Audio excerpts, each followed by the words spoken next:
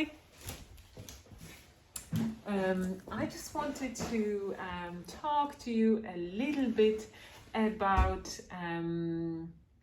making felt. I had a couple of customers asking me, how do I make felt, what inspires me, and what's my background, am I Irish, and how do I design my things, and how did I learn felt making.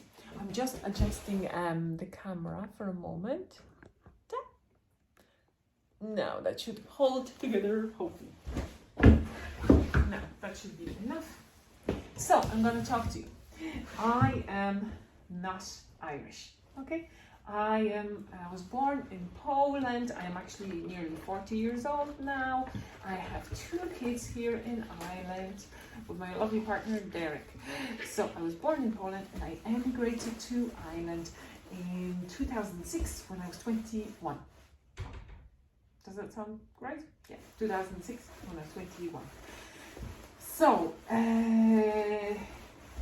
I had to learn the language, and I emigrated to Limerick, and I stayed in Limerick for all those years, and I'm still based in Limerick, Republic of Ireland.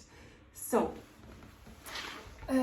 my background is I was trained as a sociologist. I have a master's degree from Poland in sociology, and when I moved to Ireland, I actually was lucky that I was given an opportunity to study for PhD in sociology.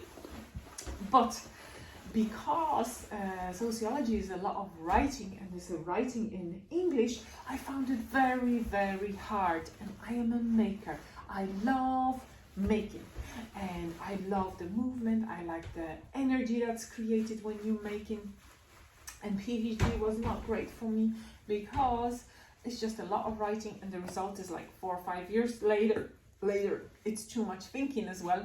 I don't like thinking too much. I like making, and I'm not the greatest teacher. That's why some of you know that I don't teach really online ever. Nobody, because I'm just not the greatest teacher. So my background is I have no design background, never went to the design school. I just love wool.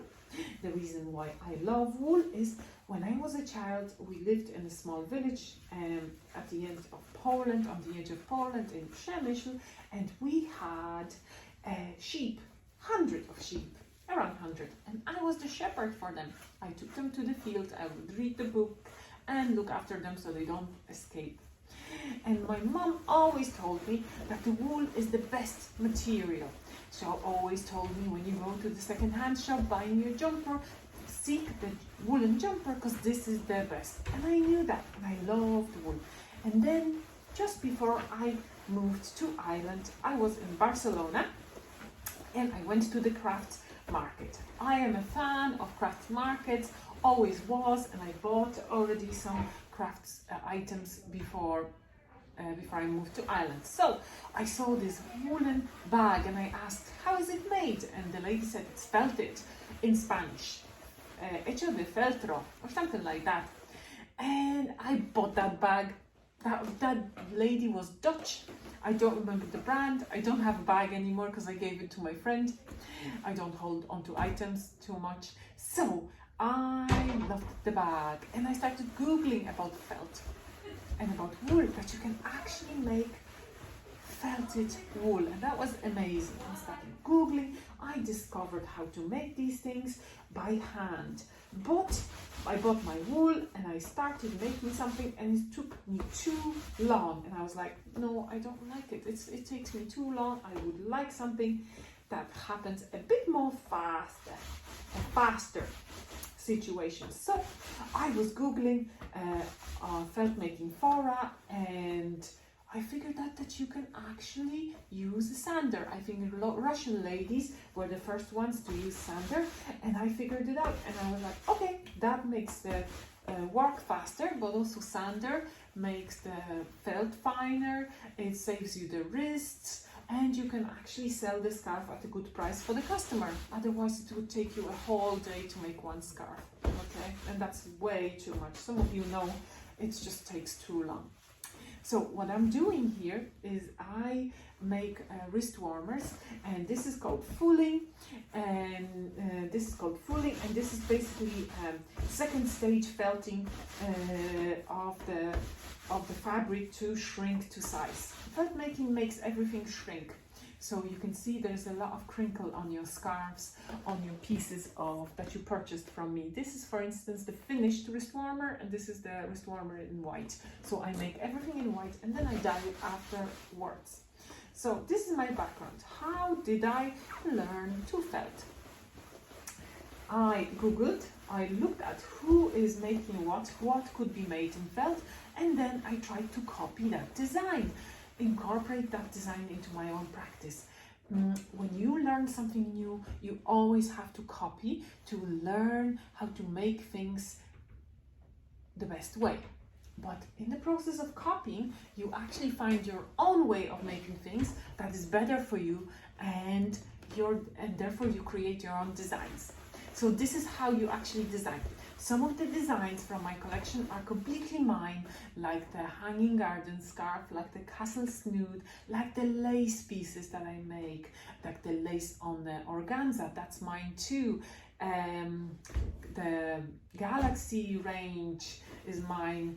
The seaweed range, the seaweed kind of range, you probably won't know, and I probably should be putting some pictures right now on this. I'll try to drop some pictures. And but the difference between me and other felt makers is I dye my pieces after they're made. The reason why I dye my pieces after they're made is I don't like buying wool that's pre-colored, because I have to then decide how much wool of red, how much wool of pink, how much this and that and the other. I don't like holding stock, and I don't like decision. I don't like preparation before things are made. I just like making straight away. So making in white is a much better idea for me, because I can dye on the spot after the pieces are made and when I'm mentally ready to dye. Dyeing is a process that reflects my mental state, whether I'm happy, whether I'm grounded, whether I'm balanced. So in order to dye, I need to be in a good place. Otherwise I will destroy my pieces. So I prefer just making in white, completely like just immerse myself in the process, but no decision made, just make, and then when the time comes I can dye. It's also good when you run a shop, because I know what people buy, and so if somebody buys something, I can make a similar piece. With dyeing though, it's impossible to make the same piece again and again, because I mix my dyes from 3 basic colors, just yellow, pink and blue, and that's how I make my secondary colors. So it's like painting. Every single scarf will be different. How do I design my pieces? So it's linked with the situation that in order to learn that craft, you need to copy people. So first I learned my craft by copying what's possible, what can be possible to make, and then I figured my own ways to make things, and based on what fabrics, what material I have silk and wool, and when silk is applied on wool, when the wool is applied on silk, you can create textures. You can add toggles, leaves, lace holes, branches, cutouts. You can cut a hole in silk as long as it is secured with felt. So I was like, that's a fabulous, fabulous design opportunity. I can make so many interesting things with that, right? So I just love this. And I hope that I will stay making felt forever, or any other craft, because I'm just a person who likes making. When designing a scarf, I always look at the wearability of the scarf. So I try to design it with something sticking out of the base of the scarf, so you can actually tie it together using a toggle, using a leaf, using a hole, using a little funnel that I make in the scarf to pull it through. That's why videos are very essential for me to show customers how my scarves can be worn. Now, I hope this gave you some ideas how I make my pieces, and some inspiration if you're a budding felt maker. If you have any questions, just reach out to me via Instagram, Kate Ramsey Scarves, or Facebook, Kate Ramsey Scarves, or YouTube, here where you found me, and I'll stay in touch. Thank you so much for buying from me, supporting me over those years, and letting me felt away and be as creative as I can be and as I want to be. Have a great evening, and bye bye.